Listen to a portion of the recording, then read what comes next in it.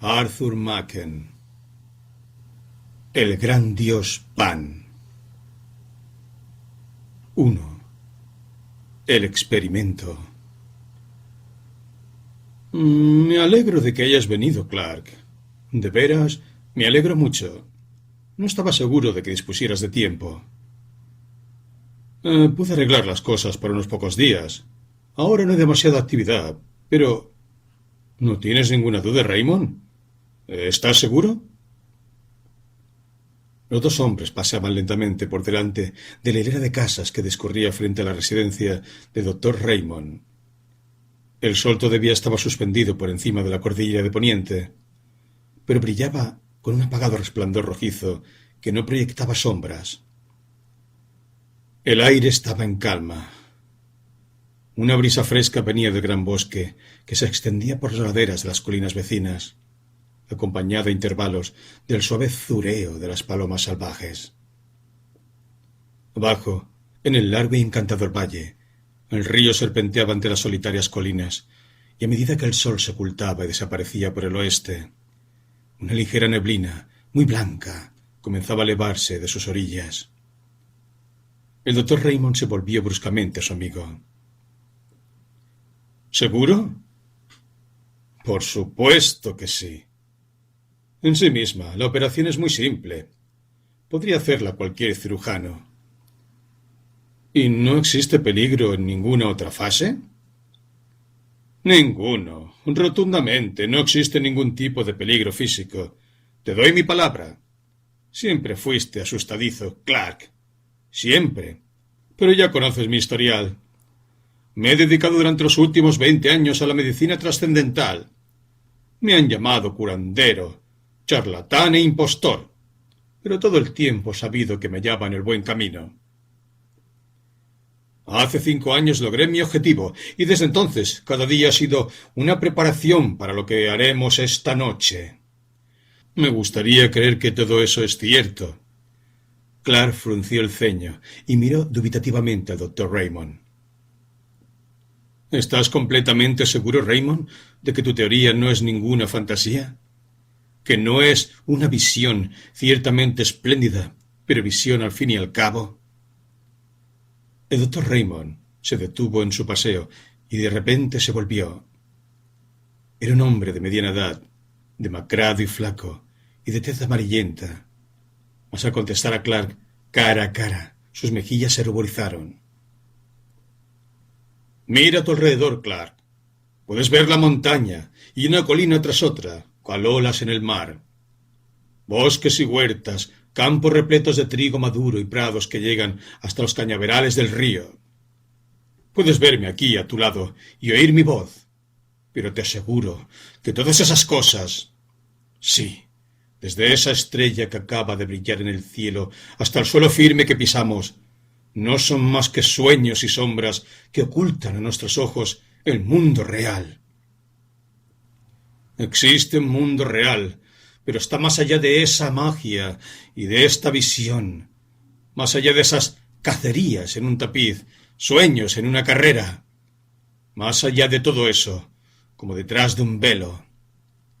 Ignoro si algún ser humano ha alzado alguna vez ese velo, pero sí sé, Clark, que tú y yo lo veremos levantar esta misma noche, antes que nadie. Puedes pensar que todo esto es un disparate, que es extraño, pero es verdad. Los antiguos sabían lo que significa levantar el velo. Lo llamaban ver al dios Pan. Clark se estremeció.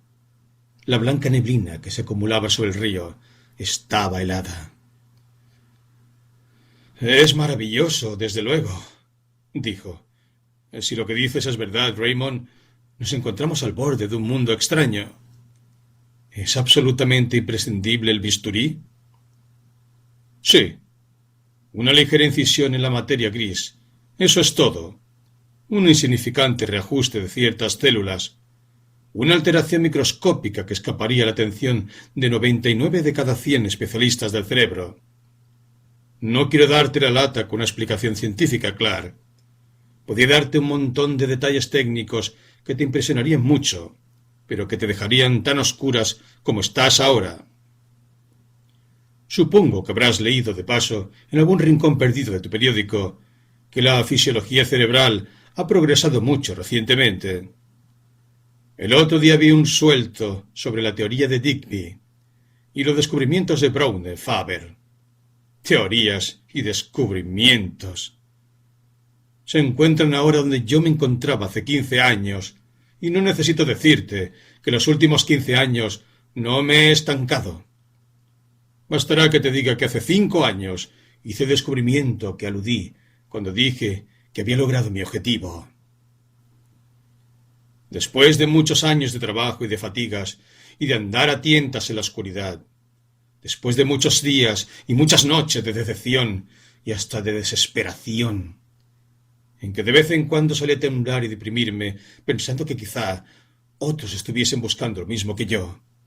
Por fin, después de tanto tiempo, un escalofrío de súbita alegría estremeció mi alma y comprendí que el largo viaje tocaba su fin. Por lo que entonces parecía una casualidad, y en ahora lo parece. El curso de una idea casual siguió los cauces y sendas habituales que yo había rastreado ya cientos de veces. La gran verdad se alzó ante mí y vi todo un mundo, dibujado con líneas luminosas, una esfera desconocida, continentes e islas, y grandes océanos en los que ningún barco ha navegado. Estoy convencido.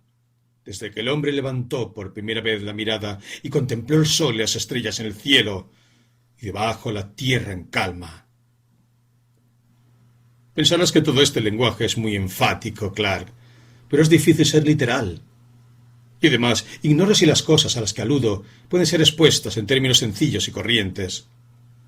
Por ejemplo, este mundo nuestro está completamente rodeado hoy en día de hilos y cables telegráficos. El pensamiento, a una velocidad algo menor que la de la luz, cruza como una centella del amanecer el crepúsculo, de norte a sur, a través de mares y desiertos.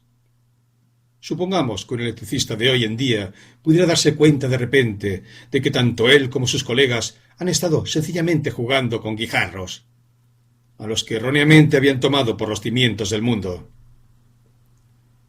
Supongamos que ese hombre viera un espacio mayor, extendiéndose hasta el infinito, y que las palabras de los humanos lo surcasen hasta más allá del sol y de los sistemas más lejanos, y que las voces articuladas de los hombres resonasen en el desolado vacío que envuelve a nuestros pensamientos. Sería una analogía bastante buena de lo que yo he hecho. Ahora comprenderás un poco lo que sentí aquí, cierta tarde. Era una tarde de verano, y el valle ofrecía un aspecto muy parecido al de ahora. Me encontraba aquí mismo, viendo ante mí el indecible e inconcebible abismo profundo que se abre entre los dos mundos, el material y el espiritual. Veía cómo se difuminaba la inmensa brecha, vacía y profunda, y en aquel mismo instante un puente de luz saltó de la tierra a la orilla desconocida, y el abismo fue salvado. Si quieres, puedes consultar el libro de Braun Faber. En él encontrarás que hasta el presente los hombres de ciencia eran incapaces de explicar la presencia de cierto grupo de células nerviosas del cerebro, o de especificar sus funciones. Este grupo es, por decirlo así, tierra de nadie, un simple terreno baldío propicio a las teorías más fantásticas. Yo me encuentro en la situación de Braun Faber y demás especialistas. Estoy perfectamente instruido en lo referente a las posibles funciones de esos centros nerviosos dentro del esquema general. Con un simple toque puedo ponerlos en funcionamiento. Con un toque, digo, puedo liberar la corriente. Puedo consumar la comunicación entre el mundo de los sentidos y... Más tarde podremos completar la frase. Sí, el bisturí es necesario, pero piensa en lo que ese bisturí puede hacer. Arrasará completamente la sólida barrera sensorial y, probablemente, por vez primera desde que el hombre fuera creado, un espíritu podrá contemplar el mundo espiritual, Clark. Mary verá al dios Pan. Pero, ¿no recuerdas lo que me escribiste? Creía que era necesario que ella... El resto lo susurró al oído del doctor. De ninguna manera. Eso es una tontería. Te lo aseguro. Realmente es mejor así. Estoy completamente seguro de eso. Piénsalo bien, Raymond. Es una gran responsabilidad. Algo puede ir mal, y en ese caso serías un desgraciado el resto de tus días. No lo creo. Ni aunque sucediera lo peor. Como sabes, saqué a Mary del arroyo, librándola de una casi segura inanición, cuando todavía era una niña. Pienso que su vida me pertenece, que puedo utilizarla como juzgue conveniente. Vamos, se está haciendo tarde. Será mejor que entremos. El doctor Raymond fue el primero en entrar en la casa. Después de atravesar el vestíbulo y descender a un largo y sombrío pasadizo, sacó una llave de su bolsillo y abrió una pesada puerta, indicando a Clark con la mano que entraran a su laboratorio.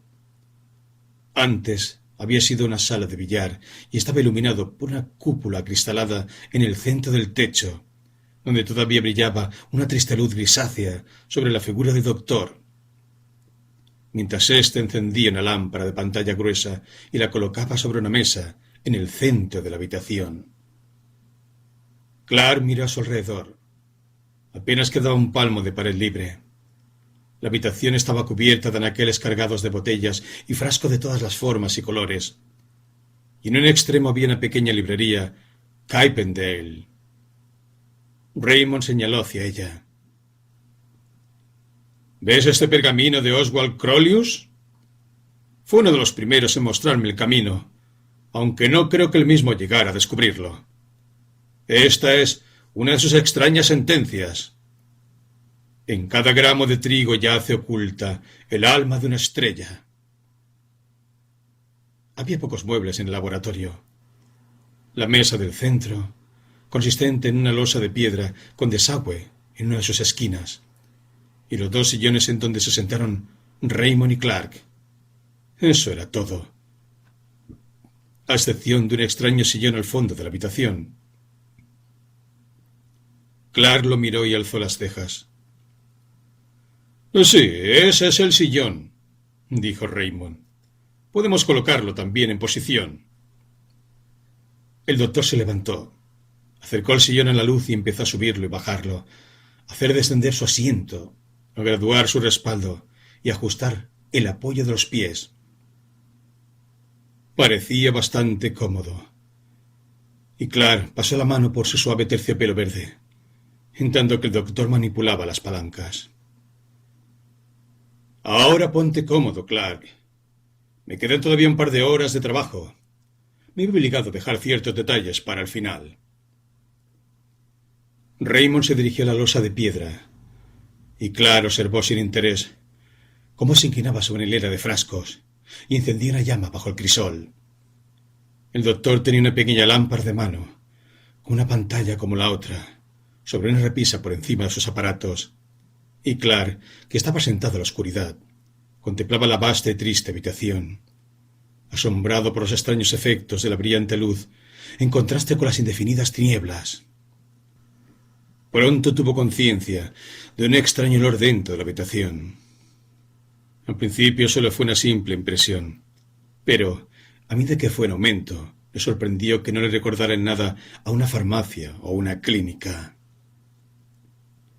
Clark trató en vano de analizar esa sensación y empezó a pensar, casi inconscientemente, en un día, 15 años atrás, en que se había dedicado a vagabundear por bosques y prados, cerca de su antiguo hogar. Era un día abrasador, a principios de agosto. El calor difuminaba el contorno de todas las cosas y borraba las distancias con una ligera calina. La gente que observó el termómetro habló de un registro anormal, de una temperatura casi tropical. Aquel maravilloso día de calor de hacía 15 años brotó inesperadamente a la memoria de Clark. La sensación de la deslumbrante luz solar, invadiéndolo todo, parecía ocultar las sombras y luces del laboratorio, y Clark sentía de nuevo en el rostro las ráfagas de aire cálido. Veía el débil resplandor que se elevaba del césped y oía los innumerables rumores del viento. Espero que el olor no te moleste, Clark. No existe nada malsano en él. Tal vez te dé un poco de sueño. Eso es todo. Clark oyó las palabras con toda claridad y sabía que Raymond le estaba hablando, pero por más que lo intentó no pudo despertar de su letargo. No podía pensar más que en el solitario paseo que diera 15 años atrás. Fue la última vez que contempló los campos y los bosques que conocía desde niño, y ahora todo ello aparecía ante él, brillantemente iluminado, como en un cuadro. Sobre todo, llegaba a su olfato el aroma del verano, el perfume entremezclado de las flores, la fragancia de los bosques, el frescor de los rincones sombríos, en lo más profundo de los verdes abismos, extraído por el calor del sol. Y todo lo dominaba el aroma de la buena tierra, extendiéndose, por así decirlo, con los brazos estirados y una sonrisa a los labios. En su fantasía vagaba, como lo hiciera tiempo atrás, desde los campos al bosque, siguiendo un pequeño sendero entre la brillante maleza de las hayas. Y en un sueño, el goteo del agua cayendo de la roca caliza sonaba cual diáfana melodía. Sus pensamientos comenzaron a extraviarse y a mezclarse con otros recuerdos. El paseo de hayas se convirtió en un sendero de encinas, en el que, de vez en cuando, una parra cargada de uvas purpúreas trepaba de rama en rama con sus ondulantes zarcillos, y las escasas hojas gris verdosas de un olivo silvestre se recortaban contra las oscuras sombras de las encinas. En los profundos recovecos de su sueño, Clark se daba cuenta de que el sendero que partía de la casa de su padre le había conducido a un país desconocido, y mientras se asombraba de lo extraño que era todo, de repente, en lugar del zumbido y el susurro del verano, un silencio infinito pareció descender sobre todas las cosas. El bosque enmudeció, y por un momento él se enfrentó cara a cara a una presencia que no era ni hombre ni bestia, ni vivo ni muerto, sino una mezcla de todo, la forma de todas las cosas, pero desprovista de forma. En aquel mismo instante se disolvió la comunión entre cuerpo y alma, y una voz pareció gritar: «¡Vámonos de aquí!». Entonces surgió la oscuridad de las tinieblas, más allá de las estrellas, la oscuridad de lo eterno.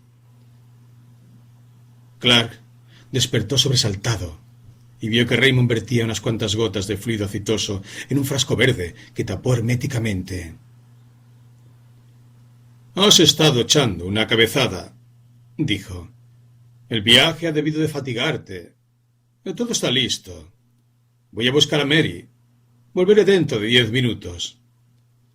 Clark volvió a su sillón y se puso a meditar. Era como si hubiese pasado de un sueño a otro. Estremecido por sus fantasías oníricas, casi esperaba ver disolverse y desaparecer las paredes del laboratorio y despertar en Londres.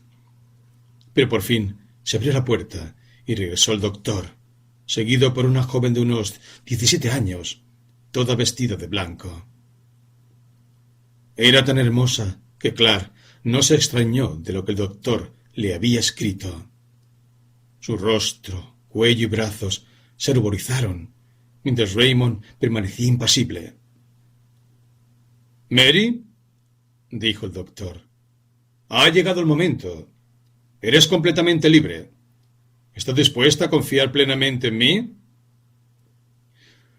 «Sí, querido». «¿Has oído eso, Clark? Eres testigo. Aquí está el sillón, Mary. Es muy cómodo. Siéntate y reclínate hacia atrás. ¿Estás preparada?» «Sí, querido, del todo preparada. Dame un beso antes de empezar». El doctor se inclinó y la besó en la boca, cariñosamente. «Ahora cierra los ojos», dijo. La joven entornó los párpados, como si estuviera cansada y deseara dormir. Y Raymond acercó el frasco verde a sus fosas nasales. Su rostro se puso blanco, más blanco que su vestido. Se agitó débilmente y luego, con un gesto de profunda sumisión, cruzó los brazos sobre el pecho, como un niño a punto de rezar sus oraciones. La radiante luz de la lámpara caía de lleno sobre ella, y Clark observó fugaces cambios en su rostro, al igual que ocurre en las colinas cuando las nubes de verano pasan delante del sol. Luego se quedó inmóvil y pálida, y el doctor levantó uno de sus párpados. Estaba completamente inconsciente. Raymond presionó con fuerza una de las palancas, y al momento el sillón se inclinó hacia atrás. Clark pudo ver cómo le rapaba un círculo de los cabellos, a modo de tonsura, y le acercaba más la lámpara. Raymond cogió un reluciente instrumento de su pequeño estuche, y Clark volvió el rostro estremecido. Cuando miró de nuevo, el doctor estaba ya vendando la herida. Despertará dentro de 5 minutos. Raymond permanecía completamente sereno. No queda más por hacer. Únicamente esperar. Los minutos transcurrieron lentamente, y ambos amigos pudieron escuchar un lento y pesado tic-tac. Era el viejo reloj del pasillo. Clark se sentía enfermo y mareado. Le temblaban las rodillas y apenas podía mantenerse en pie. De repente oyeron un profundo suspiro. El color perdido volvió a las mejillas de la joven y sus ojos se abrieron. Clark se acobardó al verlos. Brillaban con una luminosidad atroz, mirando a la lejanía, mientras su rostro reflejaba un gran asombro, y ella extendía los brazos como para tocar algo invisible. Pero en un instante, el asombro se desvaneció, dejando paso al más espantoso terror. Los músculos de su rostro se contrajeron horriblemente y se puso a temblar de la cabeza a los pies. Su alma parecía forcejear y estremecerse dentro de su morada carnal. Era una visión horrible, y Clark se abalanzó sobre ella cuando la vio caer al suelo gritando. 3 días después, Raymond llevó a Clark junto a la cabecera de Mary. La joven yacía completamente despierta, girando la cabeza de un lado a otro y sonriendo distraídamente. «Sí», dijo el doctor completamente sereno todavía. «Es una verdadera pena. Se ha convertido en una irremediable idiota. Sin embargo, no ha podido evitarse, aunque después de todo ha visto al gran dios Pan». 2. Memorias del señor Clark. El señor Clark, caballero elegido por el doctor Raymond como testigo del extraño experimento del dios Pan, era una persona en cuyo carácter se mezclaban singularmente la cautela y la curiosidad. En sus momentos de sensatez rechazaba con franca aversión tanto lo insólito como lo excéntrico, y sin embargo, en lo más profundo de su corazón, sentía una ingenua curiosidad por los elementos más recónditos y esotéricos de la naturaleza humana. Esta última tendencia es la que había prevalecido cuando aceptó la invitación de Raymond, pues, aunque su buen juicio había repudiado siempre las teorías del doctor, considerándolas como un disparate de lo más delirante, creía secretamente las cosas más fantásticas, y le había complacido ver confirmada esa creencia. Los horrores que había presenciado en el tenebroso laboratorio fueron, hasta cierto punto, saludables. Tenía conciencia de estar mezclado en un asunto muy poco digno, y durante muchos años después se aferró firmemente a todos los lugares comunes, rechazando cuantas ocasiones se le presentaron de indagar en lo oculto. Efectivamente, en virtud de algún proceso homeopático, asistió durante algún tiempo a las sesiones de eminentes médiums, esperando que los burdos trucos de estos caballeros le indispusieran contra cualquier clase de misticismo. Pero el remedio, aunque cáustico, no fue eficaz. Clark sabía que anhelaba todavía lo oculto, y poco a poco volvió a reafirmarse la vieja pasión, a medida que el rostro de Mary, estremecido y convulso por un terror incognoscible, se desvanecía lentamente de su memoria. ocupado todo el día en trabajos serios y a la vez lucrativos. La tentación de relajarse al anochecer era demasiado grande, especialmente los meses de invierno, cuando el fuego despedía un cálido resplandor en su cómodo piso de soltero y tenía al alcance de la mano una botella de selecto clarete. Una vez digerida la cena, simulaba leer el periódico de la tarde, pero pronto le cansaba la simple enumeración de las noticias y no tardaba en arrojar ardientes miradas de deseo hacia un viejo escritorio japonés que se hallaba a poca distancia de la chimenea. Como un niño ante la alacena llena de tarros de mermelada, durante unos pocos minutos vagaba indeciso, pero siempre prevalecía su deseo y terminaba por acercar su silla, encender una vela y sentarse ante el escritorio. Sus casillas y cajones rebosaban de documentos acerca de los temas más morbosos, y en el fondo reposaba un enorme volumen manuscrito en el que había anotado laboriosamente las joyas de su colección. Clark sentía un ligero desprecio por la literatura publicada. El cuento más espectral dejaba de interesarle en cuanto se imprimía. Su único placer consistía en leer, recopilar y ordenar lo que llamaba sus memorias para demostrar la existencia del diablo. Y, abstraído en esta ocupación, le parecía que la tarde volaba y que la noche se le hacía demasiado corta. Cierto anochecer, una fea noche de diciembre, negra por la niebla y fría y húmeda por la escarcha, Clark se dio prisa en cenar y apenas se dignó observar su acostumbrado ritual de coger el periódico y volverlo a dejar enseguida. Se paseó unas cuantas veces por la habitación. Abrió el escritorio. Permaneció de pie un momento todavía y finalmente se sentó. Se inclinó hacia atrás, absorto en uno de aquellos sueños a que estaba sujeto, y por fin sacó su libro y lo abrió por la última anotación. Había 3 o 4 páginas densamente cubiertas por su redonda y cuidada caligrafía, precedidas por un escrito con letra algo mayor. Singular narración contada por mi amigo el doctor Phillips. Me aseguro que los hechos aquí relatados son estricta y enteramente ciertos, pero se niega a darme los apellidos de las personas involucradas o el lugar en donde ocurrieron estos extraordinarios sucesos.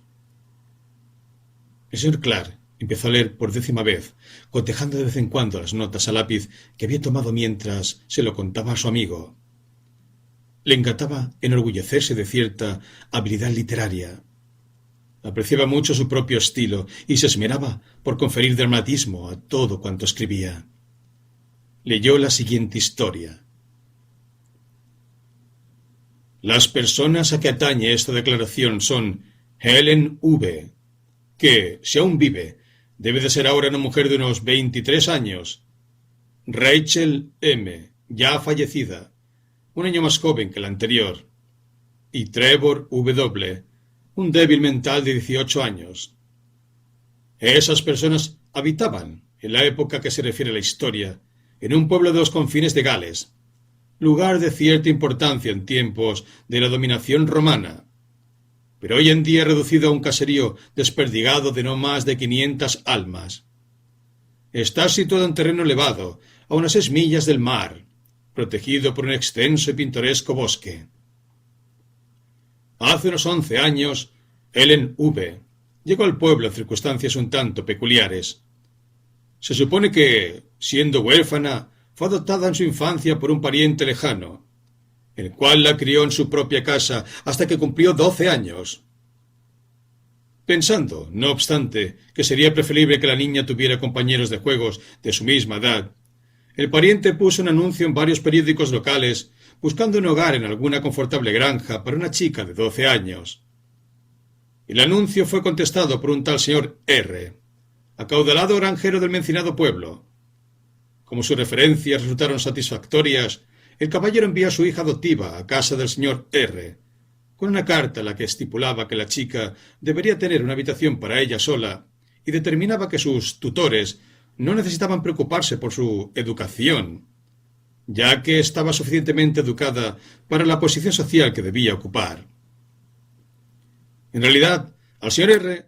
se le daba a entender que debería permitir que la chica buscara sus propias ocupaciones y pasara el tiempo como le apeteciese. A su debido tiempo, el señor R. fue a recibirla a la estación más próxima, a unas 7 millas de distancia de su casa, y no pareció observar nada raro en la niña, excepto que se mostraba reservada en todo lo referente a su vida anterior y a su padre adoptivo. La chica se distinguía, sin embargo, de los habitantes del pueblo por su tez aceitunada, sus facciones muy marcadas y su aspecto en cierto modo extranjero. Pareció acomodarse fácilmente a la vida en la granja y llegó a ser muy popular entre los niños, los cuales iban a veces con ella al bosque, pues esa era su distracción favorita. El señor R. afirma que solía marcharse sola inmediatamente después de desayunar y que no regresaba hasta el anochecer, por lo que, preocupado de que una chica tan joven pasara sola tantas horas, se lo comunicó a su padre adoptivo, el cual contestó en una breve nota que Helen podía hacer cuanto se le antojase. En invierno, cuando los senderos del bosque eran intransitables, pasaba la mayor parte del tiempo en su dormitorio, donde dormía sola, de acuerdo con las instrucciones de su pariente. Fue en una de esas expediciones al bosque, poco más o menos un año después de su llegada al pueblo, cuando ocurrió el primero de los singulares incidentes relacionados con esta chica. El invierno anterior había sido extremadamente riguroso. La nieve se amontonó hasta una gran altura y durante un periodo de tiempo sin precedente continuaron las heladas. El verano siguiente fue igualmente notable por su extremado calor. Uno de los días más calurosos de este estío, Helen V. salió de la granja para dar uno de sus largos paseos por el bosque, llevándose, como de costumbre, un poco de pan y carne para el almuerzo. Unos campesinos la vieron dirigirse hacia la antigua vía romana, verde calzada que atraviesa la parte más elevada del bosque, y se quedaron asombrados al observar que la chica se había quitado el sombrero, aunque el calor del sol era ya casi tropical. Mientras esto sucedía, un labriego llamado Joseph W. se encontraba trabajando en el bosque, cerca de la vía romana, y, a las 12 en punto, su hijo pequeño Trevor le llevó su almuerzo, consistente en pan y queso. Después de comer, el niño, que por aquel entonces tendría unos 7 años, dejó a su padre trabajando, y según dijo, se fue a coger flores al bosque. El hombre, que le oía gritar entusiasmado por sus hallazgos, no sentía preocupación alguna. Sin embargo, quedó horrorizado de pronto al oír unos espantosos chillidos, causados manifiestamente por un terror intenso, y arrojando apresuradamente sus aperos, corrió a ver lo que sucedía. Guiándose por los gritos, encontró al pequeño corriendo precipitadamente, presa de un pavor evidente. Al preguntarle, el hombre acabó por enterarse de que, después de coger un ramillete de flores, el niño se sintió cansado, se tumbó en la hierba y se quedó dormido. De repente le despertó, según declaró, un sonido peculiar, una especie de cántico que le llamaba, y atisbando por entre las ramas vio a Helen V. jugando la hierba con un extraño hombre desnudo, al cual parecía incapaz de describir más exactamente. Dijo que se sintió espantosamente asustado y que huyó llamando a gritos a su padre. Joseph W. siguió la dirección indicada por su hijo y encontró a Helen V. sentada en la hierba en medio de un claro espacio abierto dejado por los carboneros. La riñó airadamente por haber asustado a su hijo pequeño, pero ella negó la acusación en su totalidad y se rió de la historia infantil del hombre extraño, a la cual el mismo padre tampoco daba mucho crédito. Joseph W. llegó a la conclusión de que su hijo se había despertado repentinamente asustado, como a veces les ocurre a los niños. Pero Trevor se aferró a su historia y continuó tan asustado que por fin su padre se lo llevó a casa, esperando que su madre fuera capaz de apaciguarle. Sin embargo, durante varias semanas, el niño inquietó bastante a sus padres. Siempre estaba nervioso y su comportamiento se volvió extraño, negándose a salir solo de casa y alarmando constantemente a su familia al despertarse por las noches con gritos de «¡El hombre del bosque! ¡Padre! ¡Padre!».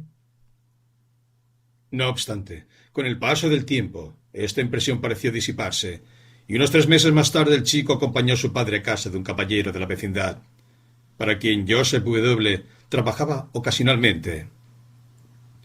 El hombre fue conducido al despacho y el pequeño se quedó sentado en el vestíbulo. Unos minutos después, mientras el caballero estaba dando instrucciones a W., quedaron ambos horrorizados al oír un grito desgarrador y el ruido de un cuerpo al caer. Cuando salieron precipitadamente, se encontraron al niño en el suelo, sin sentido y con el rostro desencajado por el terror. Inmediatamente llamaron al médico, el cual, después de reconocerle, declaró que el niño había sufrido una especie de ataque, producido al parecer por un repentino susto. Llevaron al niño a uno de los dormitorios, donde poco después recobró el conocimiento, pero solo para sumirse de nuevo en un estado que el médico calificó de histerismo violento. El doctor le recetó un fuerte calmante, y al cabo de 2 horas le permitió volver a casa por su propio pie. Pero, al pasar por el vestíbulo, los paroxismos del miedo reaparecieron con violencia aún mayor. El padre se dio cuenta de que el niño señalaba hacia un objeto, y escuchó su conocido grito de «¡El hombre del bosque!». Al mirar en la dirección indicada, una cabeza de piedra, de apariencia grotesca, empotrada en la pared, encima de una de las puertas. Al parecer, el propietario de la casa había hecho recientemente algunos cambios en el edificio, y al cavar los cimientos para nuevas dependencias, los obreros habían descubierto una curiosa cabeza, evidentemente de la época romana, que fue colocada en el vestíbulo de la manera descrita. En opinión de los más expertos arqueólogos de la región, la cabeza pertenecía a un fauno o sátiro. Fuera cual fuese la causa, este segundo susto fue demasiado para el niño Trevor, que en la actualidad sufre una debilidad mental que ofrece muy pocas esperanzas de mejoría. El asunto causó gran sensación en la época, y la niña Helen fue interrogada cuidadosamente por el señor R. Pero fue en vano, pues ella negó rotundamente haber asustado de alguna manera a Trevor. En el segundo suceso relacionado con el nombre de esta chica, tuvo lugar hace unos 6 años y fue todavía más extraordinario. A principios del verano de 1882, él contrajo una amistad de carácter particularmente íntimo con Rachel M., hija de un próspero granjero de los alrededores. La mayoría de la gente consideraba que esta chica, 1 año menor que Helen, era la más bonita de las dos, aunque las facciones de esta última se habían suizado en buena medida al hacerse mayor. Las 2 chicas, que estaban juntas siempre que podían, ofrecían un singular contraste. Una con su tez aceitunada y su aspecto casi italiano, y la otra con la blancura y rubicundez proverbiales en nuestros distritos rurales. Debe consignarse que los pagos efectuados al señor R. por el mantenimiento de Helen eran conocidos en el pueblo por su excesiva liberalidad, y la impresión general era que algún día la chica heredaría de su pariente una gran suma de dinero. Los padres de Rachel no se oponían, por consiguiente, a la amistad de su hija con Helen, e incluso fomentaban esa intimidad, si bien hoy lo lamentan amargamente. Helen conservaba todavía su extraordinaria afición al bosque, y en varias ocasiones Rachel la acompañaba, poniéndose ambas en camino muy temprano y permaneciendo en el bosque hasta el anochecer. Después de estas excursiones, 1 o 2 veces, la señora M. observó en su hija un comportamiento bastante peculiar. Se mostraba lánguida y soñadora, y parecía distinta. Esa fue la expresión utilizada. Pero, al parecer, esas peculiaridades fueron consideradas demasiado banales para reparar en ellas. Una noche, sin embargo, después de que Rachel volviera a su casa, oyó una especie de sollozo contenido en la habitación de la chica, y al entrar la encontró tendida sobre la cama, medio desnuda, presa de una evidente congoja. En cuanto vio a su madre, exclamó: «¡Ay, madre! ¡Madre! ¿Por qué me dejarías ir al bosque con Helen?». La señora M. quedó asombrada por tan extraña exclamación y procedió a hacer preguntas a su hija. Rachel le contó una historia absurda. Dijo... Clark cerró el libro de golpe y giró su silla en dirección al fuego. La tarde en que su amigo se sentó en esa misma silla y le contó su historia, Clark le había interrumpido al llegar a un punto algo posterior a éste, cortando en seco sus palabras en un paroxismo de horror. «¡Dios mío!», había exclamado. «¡Piensa! ¡Piensa lo que estás diciendo! Es demasiado increíble, demasiado monstruoso. Esas cosas no pueden ocurrir en este mundo sencillo, donde los hombres y las mujeres viven y mueren, luchan y vencen, o quizá fracasan, y se postran bajo el dolor, y se afligen y padecen extraños destinos durante muchos años. Eso no, Phillips. Cosas como esas no pasan. Debe de haber alguna explicación, alguna solución a ese terror. Porque si fuera posible un caso así, nuestro mundo sería una pesadilla». Pero Phillips relató su historia hasta el fin, concluyendo: «Su huida sigue siendo un misterio hasta el día de hoy. Se esfumó a pleno sol. Fue vista paseando por un prado y unos instantes después ya no estaba allí». Clark trató de imaginarse de nuevo toda la historia, sentado junto al fuego, y su mente se estremeció y retrocedió otra vez, horrorizado por la visión de tan espantosos e inenarrables elementos, entronizados, por así decirlo, y triunfantes en aquellos frágiles cuerpos. Ante él se extendía la borrosa perspectiva de la verde calzada del bosque, tal como la había descrito su amigo. Veía las vibrantes hojas y las temblorosas sombras en la hierba, la luz del sol y las flores, y a lo lejos, en lontananza, dos figuras avanzando hacia él. Una era Rachel, pero ¿y la otra? Clark hizo todo lo posible por no creer en nada de esto, pero al final de su transcripción escribió en el libro lo siguiente: «Et diabolus incarnatus est, et homo factus est». 3. La ciudad de las resurrecciones. «Herbert, Dios mío, ¿es posible?» Sí, me llamo Herbert. Creo que yo también le conozco a usted, pero no recuerdo su nombre. Tengo muy mala memoria». «¿No te acuerdas de Villiers de Badam?» Es verdad. Discúlpame, Villiers. No pude imaginarme que estaba pidiendo limosna a un antiguo compañero de colegio. Buenas noches. Mi querido amigo, no tengas tanta prisa. Vivo muy cerca de aquí, pero no iremos todavía a mi casa. ¿Y si diésemos un corto paseo hasta Shaftesbury Avenue? ¿Cómo has llegado a esta situación, Herbert? ¡En nombre del cielo! Es una larga historia, Villiers, y también extraña. Si quieres, puedo contártela. Venga, pues, acepta mi brazo.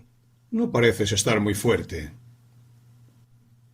La desigual pareja ascendió lentamente por Rupert Street, uno llevando harapos sucios y de aspecto siniestro, y el otro ataviado con un uniforme reglamentario de hombre de ciudad, aseado, lustroso y fundamentalmente acomodado.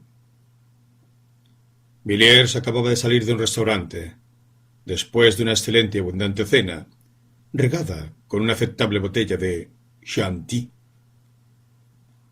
Presa de ese estado de ánimo que era casi crónico en él, se había demorado un momento junto a la puerta, escudriñando a su alrededor, en la poca iluminada calle, en busca de esos misteriosos incidentes y personajes que pululan por las calles de Londres en cualquier barrio y a cualquier hora. Villiers se vanagloriaba de ser un experto explorador de esos recónditos laberintos y callejuelas poco frecuentadas de la vida londinense. Y en esa poco provechosa búsqueda desplegaba una asiduidad digna de mejor empleo.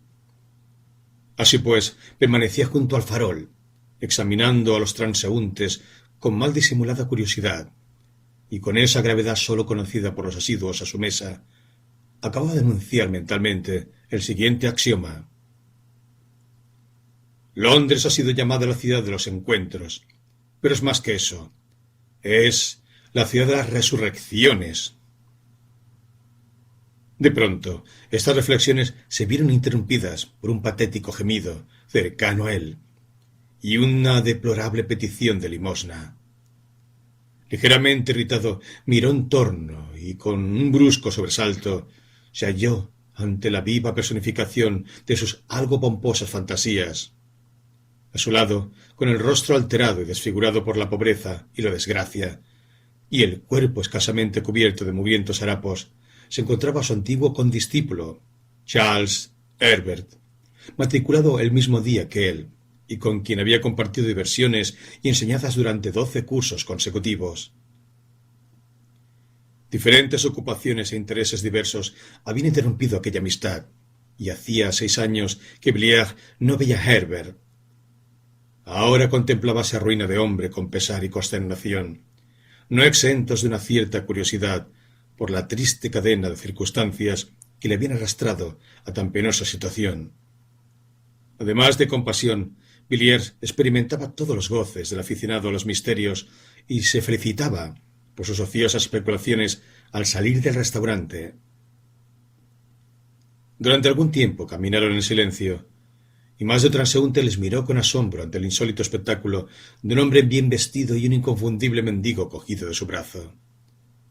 Al percatarse de ello, Villiers enfiló hacia una oscura calle del Soho. Allí repitió su pregunta. —¿Cómo demonios te ha sucedido esto, Herbert? Siempre que gozabas de una excelente posición en Dottershire. ¿Te desheredó tu padre? Supongo que no. No, Villiers. A la muerte de mi pobre padre, entré en posesión de toda la propiedad. Murió un año después de que yo abandonara Oxford. Fue un buen padre para mí, y lamenté sinceramente su muerte. Pero ya sabes cómo son los jóvenes. Pocos meses después me vine a la ciudad, introduciéndome bastante en sociedad. Entré, desde luego, con buen pie, y conseguí divertirme mucho, de una forma más bien inofensiva. Es cierto que jugué un poco, mas nunca grandes cantidades, y las pocas veces que aposté en las carreras gané dinero. Solamente unas libras, no creas, pero suficiente para comprarme cigarros y otros insignificantes caprichos. Las cosas cambiaron en mi segunda temporada. Por supuesto, te enterarías de mi boda. No, no supe nada de ella. Pues sí, Villiers, me casé. Conocí en casa de unos amigos a una chica de una belleza de lo más extraña y sorprendente. No puedo decirte su edad. Jamás la supe. Pero según mis cálculos, supongo que debía de tener unos 19 años cuando la conocí. Mis amigos la habían conocido en Florencia. Les contó que era huérfana, hija de padre inglés y madre italiana, y a ellos les encantó tanto como a mí. La primera vez que la vi fue en una reunión vespertina. Me hallaba cerca de la puerta hablando con un amigo, cuando de repente, por encima del murmullo de las conversaciones, oí una voz que me estremeció el corazón. Estaba cantando una canción italiana.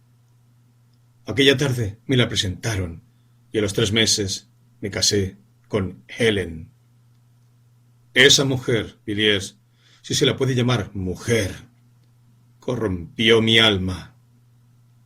La noche de bodas la pasé sentado en su alcoba del hotel, escuchando su charla. Ella estaba sentada en la cama, y yo la oía hablar con su hermosa voz de cosas que, incluso ahora, me atrevería a susurrar en una noche oscura, aunque me encontrara en medio del desierto. Tú, Villiers, puedes pensar que conoces la vida, que conoces Londres, y lo que pasa día y noche en esta horrible ciudad. Lo único que puedo decirte es que debes de haber oído hablar de las cosas más ruines, pero te aseguro que no puedes concebir lo que yo sé, ni puedes haber imaginado en tus fantásticos y espantosos sueños ni la más leve sombra de lo que yo he oído y visto. Sí, visto. He visto horrores tan increíbles que incluso a veces me detengo en plena calle y me pregunto si es posible que un hombre que sostenga semejantes cosas pueda seguir viviendo. Al cabo de un año era un hombre arruinado en cuerpo y alma. Pero, ¿y tus propiedades? Tenías tierras en Dorset, ¿no? Lo vendí todo. Los campos, los bosques, la vieja y querida casa. Todo. ¿Y qué ha sido del dinero? Ella me lo quitó todo. ¿Te abandonó entonces? Sí. Desaparecí una noche. No sé a dónde fue, pero estoy seguro de que si la viera de nuevo me moriría. El resto de mi historia carece de interés. Sórdida miseria, eso es todo. Puedes pensar, Villiers, que he exagerado para impresionarte, mas no te he contado ni la mitad. Podría contarte ciertas cosas que te convencerían, pero ya no volverías a conocer un solo día de felicidad. Pasarías el resto de tu vida como yo paso la mía, convertido en un hombre atormentado, un hombre que ha visto el infierno. Villiers llevó a su casa al desgraciado y le dio de comer. Herbert comió poco y apenas tocó el vaso de vino que su amigo le puso delante. Malhumorado y silencioso, se sentó junto al fuego y pareció aliviado cuando Villiers le despidió, tras darle una pequeña cantidad de dinero. Por cierto, Herbert, dijo Villiers al despedirse en la puerta, ¿cómo se llamaba tu esposa? Dijiste Ellen, ¿verdad? ¿Ellen qué? El nombre por el que se hacía pasar cuando la conocí era Ellen Vaughan, pero no podía decirte cuál es su verdadero nombre. No creo que tuviera nombre. No, no en ese sentido. No. Solo los seres humanos tienen nombre, Villiers. No puedo decirte más. Adiós. Descuida. No dejaré de llamarte si considero que puedes ayudarme en algo.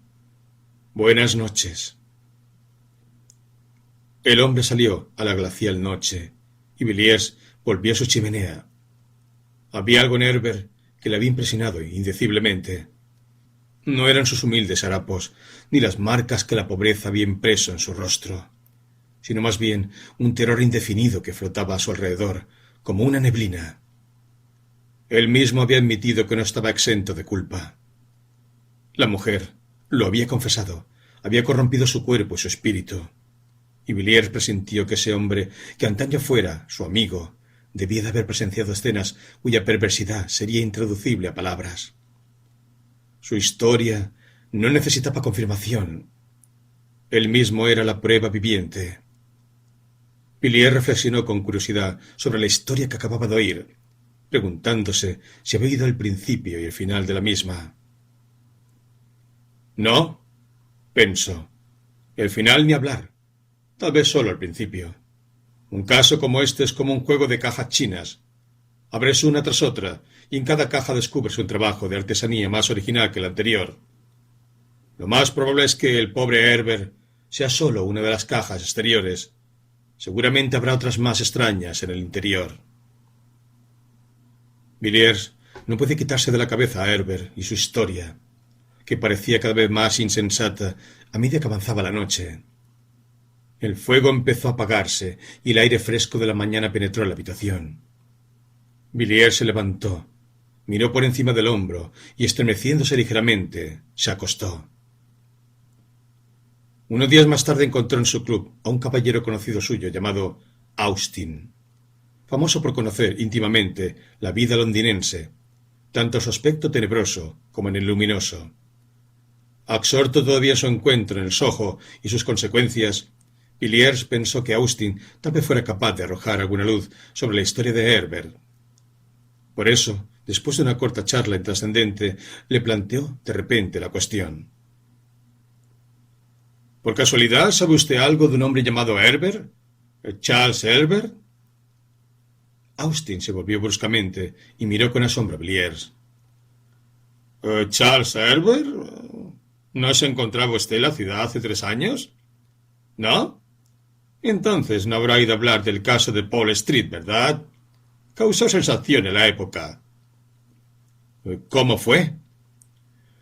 Bueno, un caballero de muy buena posición fue encontrado muerto, completamente muerto, en el patio de cierta casa de Paul Street, calle que arranca a Tottenham Court Road.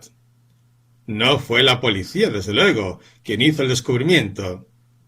Si por casualidad pasa uno toda la noche en vela con alguna luz encendida, el agente de ronda le llamará la atención. Pero si casualmente yace usted muerto en algún patio, le dejarán en paz. En ese caso, como en muchos otros, la alarma la dio una especie de vagabundo. No me estoy refiriendo a un mendigo corriente, ni a un holgazán de taberna, sino a un caballero cuyos negocios o placeres le convertían en espectador de las calles londinenses a 5 de la madrugada. Ese individuo, según dijo, iba a su casa. No se sabe de dónde ni a dónde, y pasaba por el Street entre las 4 y las 5 de la madrugada. Algo le llamó la atención a la altura del número 20. Declaró, bastante absurdamente, que la casa ofrecía el aspecto más desagradable que había observado en toda su vida, pero que, de todas formas, echó un vistazo al patio y quedó asombrado al ver a un hombre tendido sobre el pavimento, acurrucado boca arriba. Nuestro caballero pensó que aquel semblante ofrecía un aspecto particularmente horroroso, por lo que salió corriendo en busca del policía más próximo. Al principio, el agente se sintió inclinado a tomarse el asunto a la ligera, sospechando una vulgar borrachera. Sin embargo, acudió, y al observar el rostro del hombre, cambió de tono bastante rápidamente. El pájaro madrugador que tan excelente gusano había encontrado fue en busca de un médico, y el policía hizo sonar el timbre y golpeó a la puerta de la casa hasta que bajó a abrir una sirvienta desaseada, con aspecto de estar aún dormida. El agente señaló el contenido del patio a la doncella, la cual gritó en voz alta lo suficiente para despertar a toda la calle. Luego declaró que no sabía nada de aquel hombre, que nunca le había visto en la casa y cosas así. Entretanto, el primer descubridor había vuelto con un médico, y el siguiente paso fue entrar en el patio. La puerta estaba abierta, así es que el cuarteto al completo descendía ruidosamente los escalones. El doctor apenas necesitó un examen superficial para saber que el pobre tipo llevaba varias horas muerto. Fue entonces cuando la cosa empezó a ponerse interesante. Al muerto no le habían robado nada, y en uno de sus bolsillos se encontraron papeles que le identificaban como... bueno, como un hombre de buena familia y posición, predilecto de la buena sociedad y sin ningún enemigo conocido. No le digo su nombre, Villiers, porque nada tiene que ver con la historia, y no es bueno sacar a relucir los asuntos de los muertos cuando no les quedan parientes vivos. Lo más curioso fue que los médicos no pudieron ponerse de acuerdo acerca de la causa de su muerte. Presentaba unas ligeras magulladuras en los hombros, pero tan ligeras que parecía como si le hubiesen echado bruscamente a empujones por la puerta de la cocina. Mas no que le hubiesen arrojado a la calle por encima de la verja, ni que le hubiesen arrastrado por los escalones. No presentaba ninguna señal de violencia, ninguna desde luego que justificara su muerte. Al efectuar la autopsia no encontraron rastro alguno de veneno. Por supuesto, la policía quiso enterarse de todo lo relativo a inquilinos del número 20, y así se descubrieron, según supe confidencialmente, 1 o 2 detalles sumamente curiosos. Al parecer, los ocupantes de la casa eran unos tales señor y señora de Charles Herbert. De él se decía que era un terrateniente, aunque a mucha gente le extrañaba, pues Paul Street no era exactamente el lugar apropiado para un caballero de su estirpe. En cuanto a la señora Herbert, nadie parecía saber quién era o lo que era, y entre nosotros tengo la impresión de que los que buscaron su pasado se encontraron con un mar de enigmas.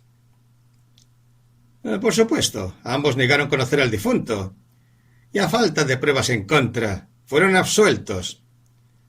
Pero se descubrieron cosas bastante raras en relación con ellos. Aunque eran entre las 5 y las 6 de la mañana cuando trasladaron al muerto, se congregó una gran muchedumbre, y muchos vecinos corrieron a ver de qué se trataba. Sus comentarios fueron bastante sinceros, al decir de todos, y de ellos se desprendía que el número 20 de Paul Street tenía muy mala reputación. Los detectives intentaron seguirles la pista a estos rumores, para dar con algún fundamento sólido, pero no lograron encontrar ninguno. La gente se limitaba a negar con la cabeza y a enarcar las cejas, considerando que los Herbert eran más bien raros, que era preferible no ser vistos visitando su casa, y cosas por el estilo. Pero no había nada tangible. Las autoridades tenían la certidumbre de que el hombre había encontrado la muerte de una manera u otra, dentro de la casa, y que luego fue arrojado al exterior por la puerta de la cocina. Pero no pudieron probarlo, y la ausencia de indicios de violencia o de envenenamiento les impidió actuar. Un caso extraño, ¿verdad? Pero curiosamente hay algo más que todavía no le he contado. Casualmente conocía yo a uno de los médicos consultados sobre la posible causa de la muerte, y algún tiempo después de la investigación me lo encontré y le pregunté al respecto. «¿No irá usted a decirme», le dije, «que el caso le sigue desconcertando, que en realidad no sabe todavía de qué murió?» «Perdóneme», replicó él. «Sé perfectamente qué fue lo que le causó la muerte. Sin duda murió de miedo, de verdadero y atroz terror. Jamás he visto en el ejercicio de mi profesión unas facciones tan horrorosamente desencajadas, y eso que me he enfrentado con toda una multitud de muertos. Normalmente el doctor era un individuo tranquilo, por lo que me sorprendió una cierta vehemencia en sus modales. Pero no pude sacarle nada más. Supongo que las autoridades no encontraron la manera de procesar a los Herbert por asustar a un hombre hasta causarle la muerte. De cualquier forma, no hicieron nada y el caso acabó por olvidarse. ¿Acaso ha sabido usted algo acerca de Herbert? Bueno, replicó Villiers, fuimos compañeros de colegio. No me diga. ¿Vio usted alguna vez a su esposa? No, hace años que he perdido de vista a Herbert. Es extraño, ¿no le parece? Separarse de un hombre a la salida del colegio o en Paddington, no saber nada de él durante largos años y luego verle asomar la cabeza en un lugar tan raro. Pero me habría gustado conocer a la señora Herbert. Se cuentan de ella cosas extraordinarias. ¿Qué clase de cosas? Bueno, casi no sé cómo explicarlo. Todos los que la vieron en el tribunal afirmaron que era la más bella y a la vez la más repulsiva mujer en la que habían puesto los ojos. He hablado con un hombre que la vio y le aseguro a usted que se estremeció, literalmente, al tratar de describirla, aunque no supo decir por qué. Por lo visto era una especie de enigma y supongo que, si aquel muerto hubiera podido hablar, habría contado cosas extraordinariamente extrañas. Y aún queda otro misterio.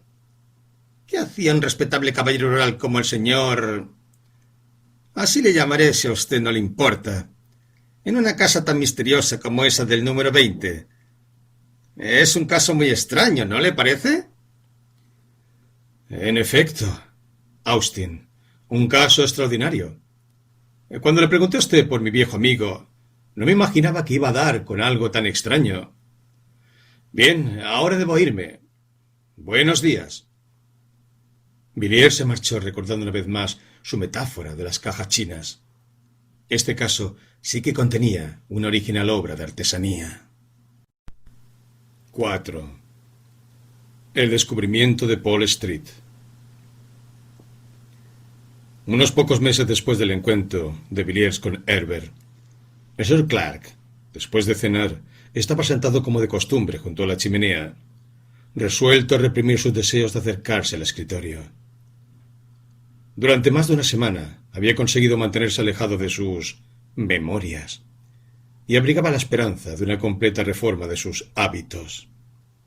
Mas, a pesar de su empleo, no podía acallar su admiración y la extraña curiosidad que en él había despertado el último caso anotado.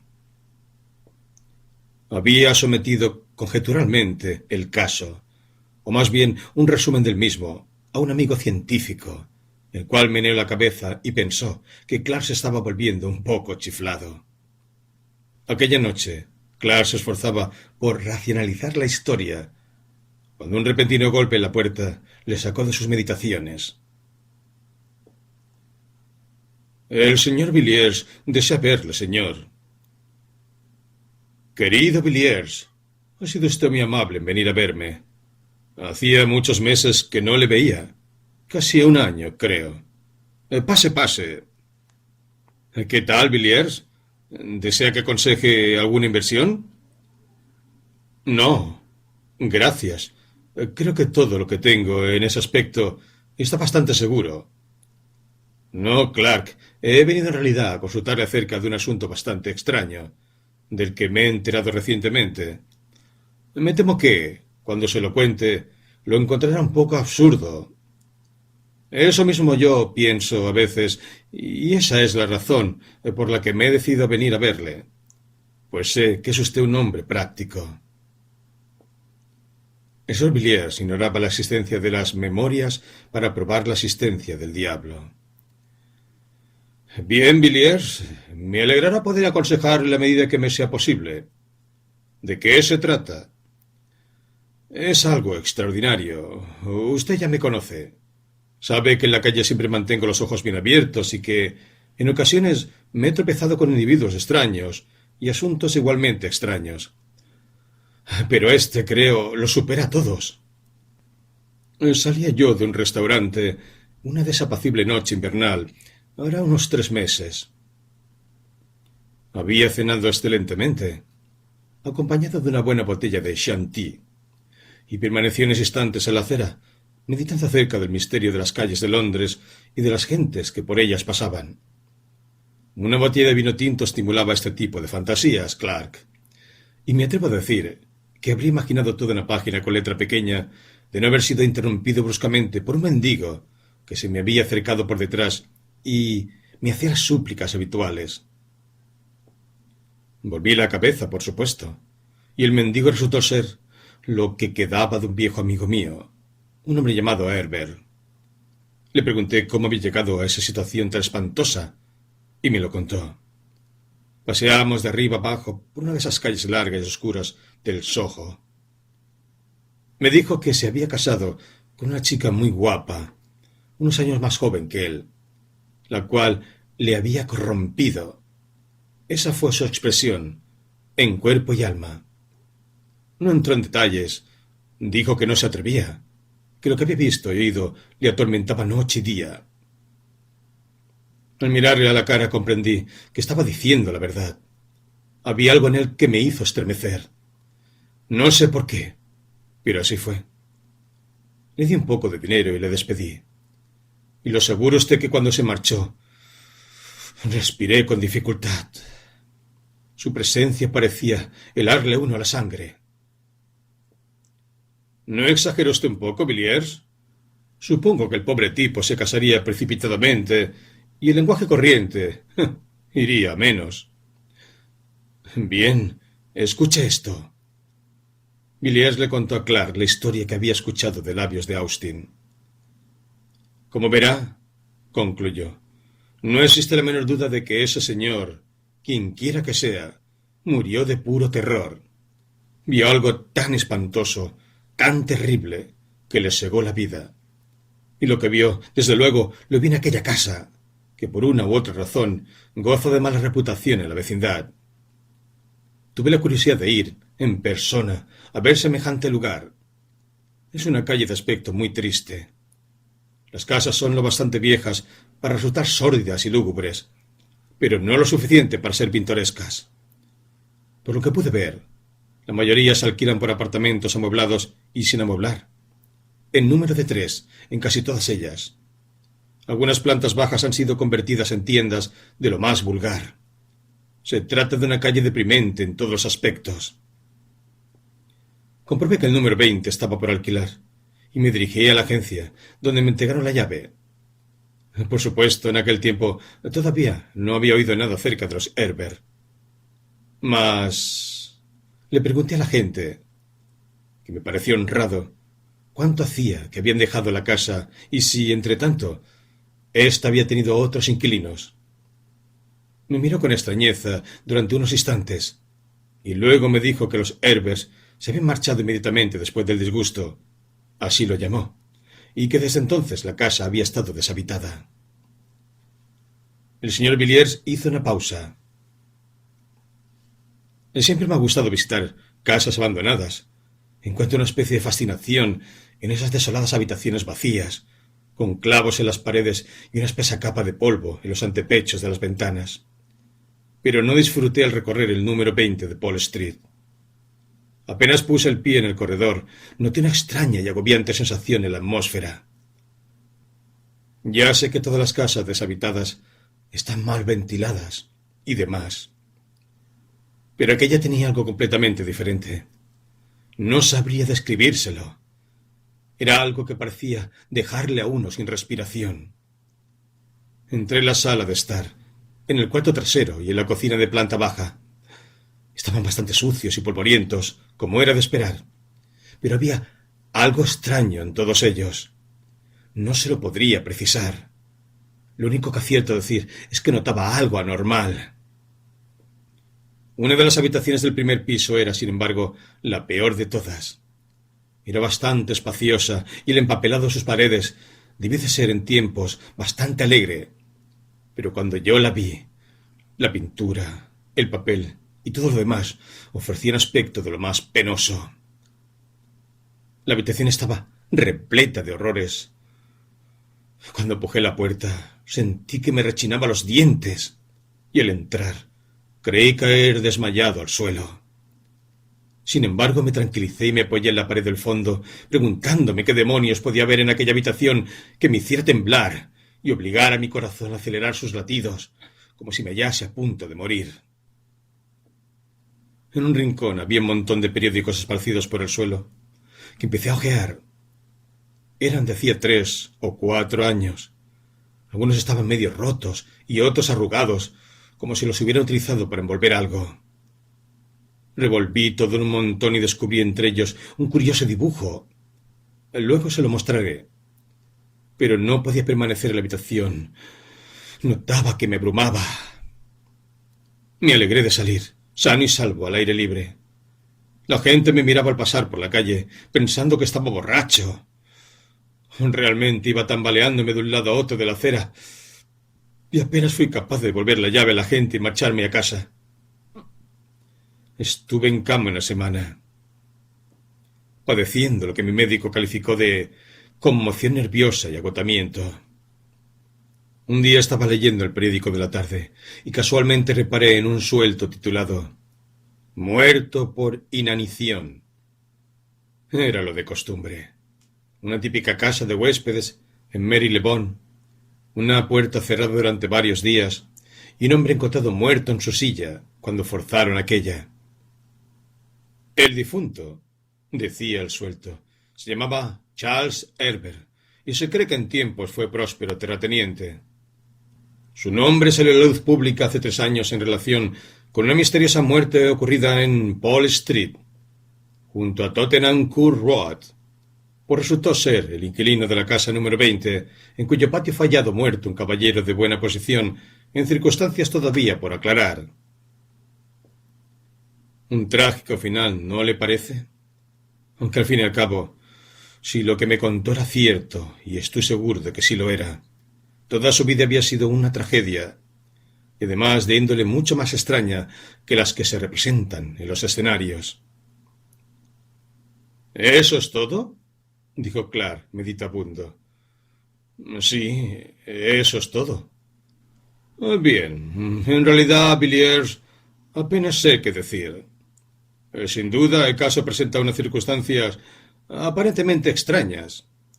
El hallazgo del cadáver en el patio de la casa de Herbert, por ejemplo, o el sorprendente dictamen del médico sobre la causa de la muerte, pero, después de todo, es muy posible que estos hechos tengan una sencilla explicación. En cuanto a la sensación que usted experimentó al visitar la casa, yo sugeriría que fue debida a un exceso de imaginación por su parte. Usted debió de sugestionarse, sin darse cuenta, por todo lo que oyó. No sé exactamente qué más podría decirse o hacerse al respecto. Evidentemente usted cree que hay algo misterioso en todo esto. Pero, dado que Herbert está muerto, ¿dónde se propone usted seguir investigando? Me propongo buscar a la mujer con quien se casó. Ella es el misterio. Los 2 hombres se sentaron en silencio junto al fuego. Clark, felicitándose interiormente por haber sido capaz de mantenerse en su papel de defensor del lugar común, y Villiers, sumergido en sus melancólicas fantasías. Creo que me fumaré un cigarrillo. dijo al fin, llevándose una mano al bolsillo en busca de su petillera. «Ah», exclamó, ligeramente sobresaltado. «Olvidé que tengo algo que mostrarle». ¿Recuerda que le dije que había encontrado un dibujo bastante curioso entre el montón de periódicos viejos que había en Wall Street? Aquí lo tiene. Villiers extrajo de su bolsillo un paquete pequeño, envuelto en papel marrón y sujeto con una cuerda de nudos algo complicados. Clark se mostró curioso a su pesar y se inclinó hacia adelante en su silla, mientras Villiers deshacía con dificultad los nudos y desplegaba la envoltura. Debajo había otra envoltura de tela, y Villiers la quitó igualmente, entregando a Clark el pequeño trozo de papel sin decir palabra. Durante 5 o más minutos, en la habitación reinó un silencio de muerte. Los dos hombres se hallaban tan inmóviles que podían escuchar el tic-tac del anticuado reloj de pared que había en el vestíbulo. Y en la mente de uno de ellos la lenta monotonía del sonido despertó un recuerdo remoto, muy remoto. Clark examinaba atentamente el pequeño retrato a pluma de una cabeza de mujer. Evidentemente había sido realizado con gran cuidado por un verdadero artista, pues el alma de la mujer asomaba a sus ojos y una extraña sonrisa se abría paso entre sus labios. Clark continuó escrutando el rostro del dibujo.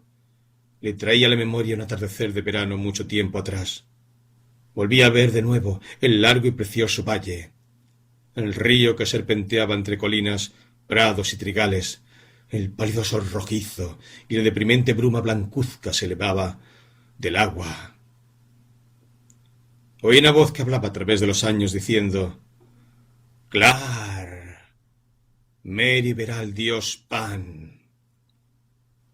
Y entonces se vio de pie en la siniestra habitación junto al doctor, escuchando el pesado tic-tac del reloj, esperando y observando la figura yacente en el sillón verde bajo la luz de la lámpara.